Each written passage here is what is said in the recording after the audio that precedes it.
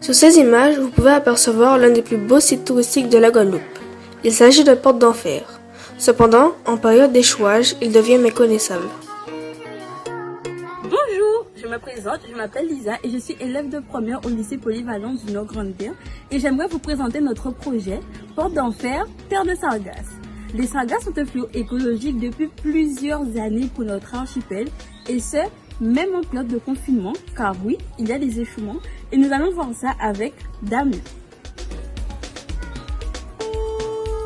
Après vérification d'une scène du 21 avril sur les côtes d'Anse-Bertrand, on note de nombreux échouements, notamment ici et sur le site de Porte d'Enfer.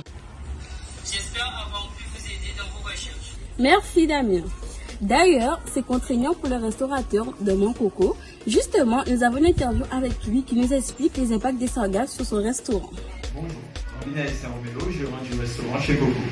Nous sommes situés à la Porte d'Enfer en Bertrand. Depuis 2011, nous avons eu de très longues périodes de fermeture qui ont engendré une perte de chiffre d'affaires de l'ordre de 60% chaque année. En plus, nous avons des pertes de matériel.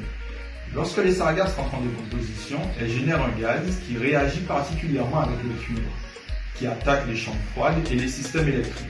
Et ce n'est pas tout. Nous avons pu visiter les laboratoires de Kovachi à Fouillol qui travaillent sur l'élaboration de charbon actif à partir de sargasses. D'ailleurs, nous avons interviewé celle qui dirige tout cela, Madame Sarah Gaspard. Je suis Sarah Gaspard, professeure à l'Université des Antilles, en chimie.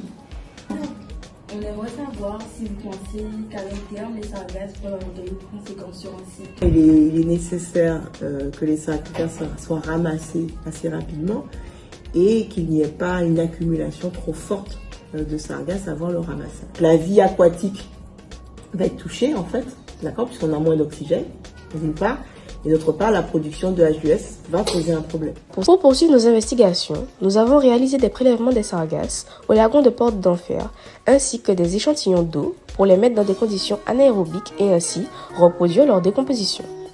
Nous avons effectué différentes analyses qualitatives et quantitatives en classe pour répondre à notre problématique. Nos analyses nous ont permis de confirmer nos hypothèses quant à l'impact des sargasses sur ce site, en partie par la mise en présence du H2S.